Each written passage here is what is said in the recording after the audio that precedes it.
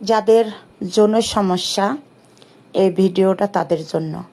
অনেকে আছেন লজ্জায় বলতে পারেন না, অনেকে আছেন হচ্ছে তাদের বউ থাকতেছে না, চলে যাচ্ছে। হ্যাঁ, তাদের জন্য এই ভিডিওটা।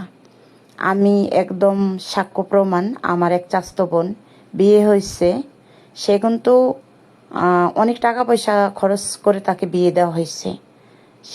সে এই বিয়েটা সম্পন্ন মানে ঠিকঠাকভাবেই হয়েছে, কিন্তু প্রথম দিন সে এক রাত হাজবেন্ডের কাছে কাটানোর পরের দিন ওকে আনতে গেছে, আনার পরেও বলতেছে হাজবেন্ডের আর ভাত খাবে না, হাজবেন্ডের বাড়িতে আর যাবে না। কিন্তু ছেলেটাকে দেখতে অনেক সুন্দর, টাকা পয়সা, অর্থনৈতিক জায়গা জমি সব কিছু আছে। তার সমস্যা ছিল যৌন সমস্যা। তো আমি বলি, যাদের এই সমস্যা, অনেকে আমাকে বলবেন আমি খারাপ, তাই সেই জন্য আমি কথাগুলো বলতেছি। আসলে সেই জন্য না, আমি বলি যে আমি যেহেতু হসপিটালে চাকরি করি, আপনারা সবাই জানেন আমি হসপিটালে চাকরি করি। এখানে বিভিন্ন লোকেরা বিভিন্ন সমস্যা নিয়ে আসে। এখানে মেডিসিন বিশেষজ্ঞ ডাক্তার আছে, তাদের কাছে আইসা তারা পরামর্শগুলো করে। আমিও শুনি যে ডাক্তারেরা তাদেরকে কি পরামর্শ দেয়। অবশ্যই বিদেশি ডাক্তারগুলো অনেক ভালো হয়, কারণ আমাদের বাংলাদেশের ডাক্তার থেকে বিদেশি ডাক্তারেরা অনেক ভালো বোঝে। অনেক সময় আসেন আমাদের বাংলাদেশ থেকে বিভিন্ন মানুষ বিদেশে যায় চিকিৎসা করার জন্য।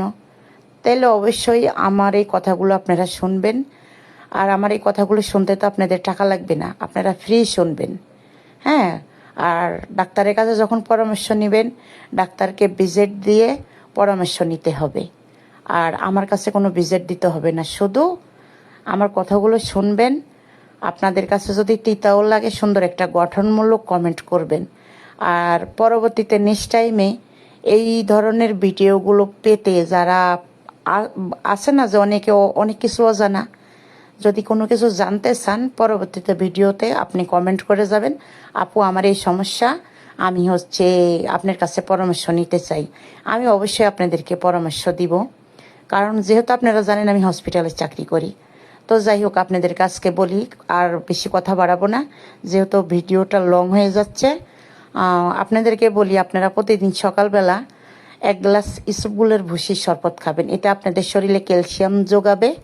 আর যাদের অর্থনৈতিকভাবে গরিব যারা, তারা যদি ইসবগুলের ভুসি কিনতে না পারেন, তারা প্রতিদিন সকালবেলা এই যে গ্রামগঞ্জে পিপলটির গাছ পাওয়া যায়, সেই পিপলটির পাতা ছিঁড়ে ভিজিয়ে হাত দিয়ে একটু মাড়াই করে ওই রসটা খাবেন। অবশ্য চিনি ছাড়া খাবেন। আর যদিও গন্ধ লাগে হালকা, তো এটা খাওয়ার পরে প্রতিদিন 1-1.5 মাস খাবেন। আর এরপরে পরবর্তীতে আপনাদেরকে নেক্সট ভিডিওতে আমি ফাইনাল বলবো।